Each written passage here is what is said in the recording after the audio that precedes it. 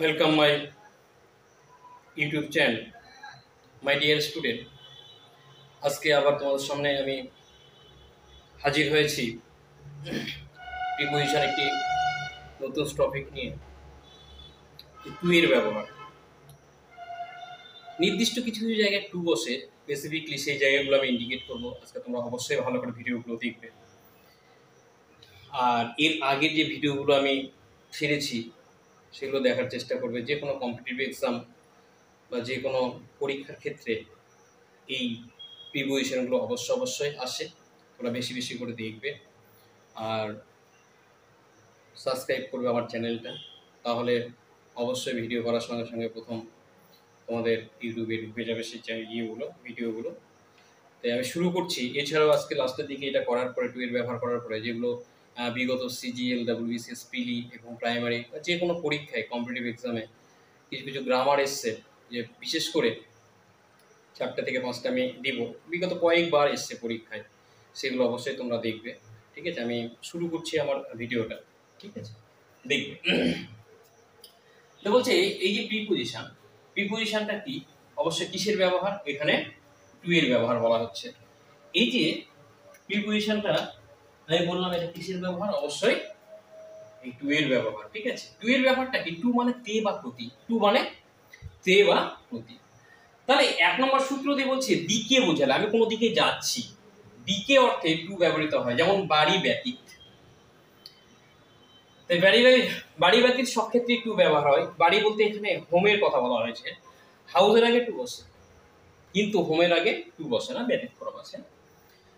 I am going to college, I am going to school, I am going to station, I am going to field, ইত্যাদি etcetera etcetera. Continuous টেন্সে অবশ্যই সেন্টেন্সটা রয়েছে, present continuous টেন্সে।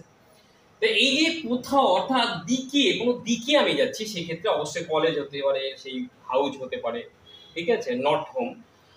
একটা কথা,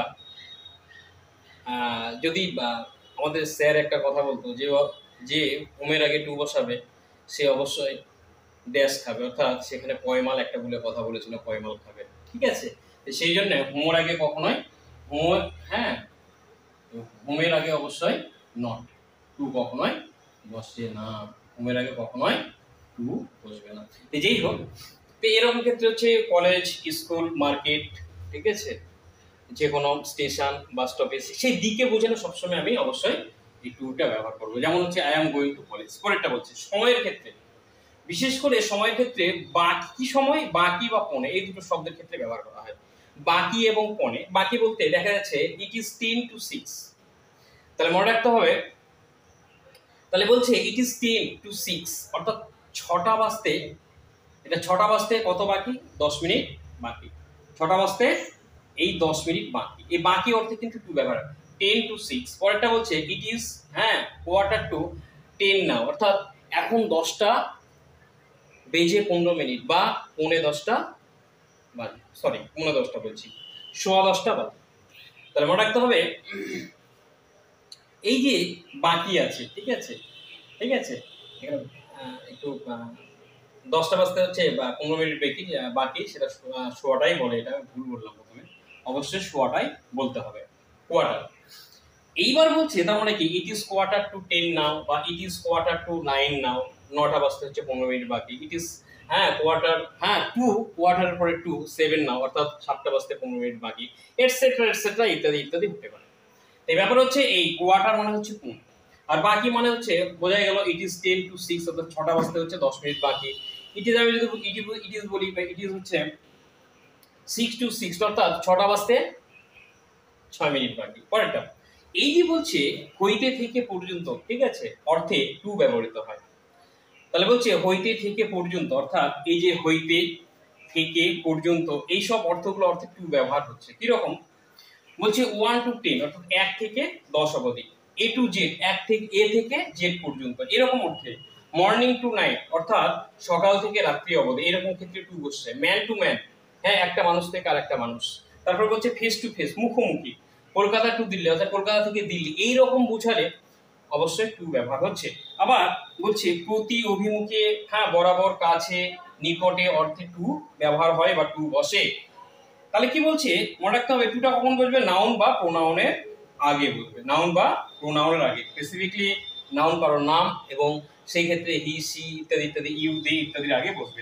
তো বলছে write a application to the headmaster, হ্যাঁ অর্থাৎ হেডমাস্টারের কাছে একটা চিঠি লিখো বা দরখাস্ত লেখে, অ্যাপ্লিকেশন মানে এখানে দরখাস্ত, বা write a letter to the, হ্যাঁ বলছে ব্যাংক ম্যানেজার ইত্যাদি। বলছে টু মাই মাদার, প্রতির ক্ষেত্রে এখানে টু মাই সিস্টার, বোনের কাছে ইত্যাদি ইত্যাদির ক্ষেত্রে বুঝালে অবশ্যই টু ব্যবহার হয়।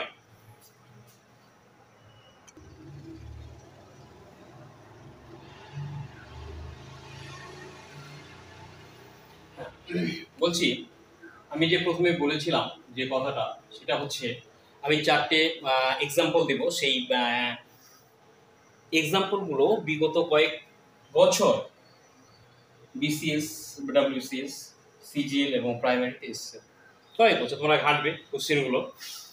তো ব্যাপার হচ্ছে হি প্রেফার টি ড্যাশ কফি, ঠিক আছে।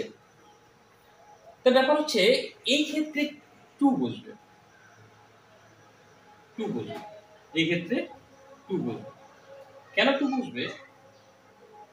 কারো থেকে কিছু পছন্দ করা, অর্থাৎ সে কফির চেয়ে এখানে টু বলবে, ঠিক আছে। কফির চেয়ে সে চাকে পছন্দ করে, অর্থাৎ এই প্রেফার টি টু কফি, কফির চেয়ে চাকে বেশি পছন্দ করে। 2 নম্বর হি ডেইট, সে মারা গিয়েছিল ম্যালেরিয়া, ডেঙ্গু, এই কোনো অসুখ থেকে, যে কোনো জ্বর হতে পারে, যে কোনো ফেভার, যে কোনো কামড়ে, ডেঙ্গু, হ্যাঁ বিশেষ করে মশার কামড়ে মারা গেলে, বিশেষ করে কোনো অসুখে মারা গেলে, তাহলে অবশ্যই এখানে অবশ্যই অবশ্যই বলছে এই ডেট, সে মারা গিয়েছিল কার অ্যাক্সিডেন্ট, এবং কোনো দুর্ঘটনাজনিত কারণে যদি কেউ মারা যায় তাহলে সবসময় আমাদের খেয়াল রাখতে হবে সেখানে অবশ্যই ইন বসাতে হবে, ঠিক আছে। যে কোনো ট্রেন, বাস, প্লেন এটসেট্রা, যে কোনো দুর্ঘটনাজনিত কারণে সে মারা গেলে অবশ্যই ইন বসায়, এবং তোমরা অবশ্যই ইন বসাবে। এবং আরেকটা বলছে হি ডে ড্যাশ কান্ট্রি, দেশের জন্য মারা গেছে, তারা এখানে অবশ্যই একটা ভালো করে তোমার প্র্যাকটিস করবে, দেখে নেবে, একবার দেখলে হবে, কয়েক বছর এসছে বা কয়েকবার পরীক্ষায় এসছে। Thank you watching for my video.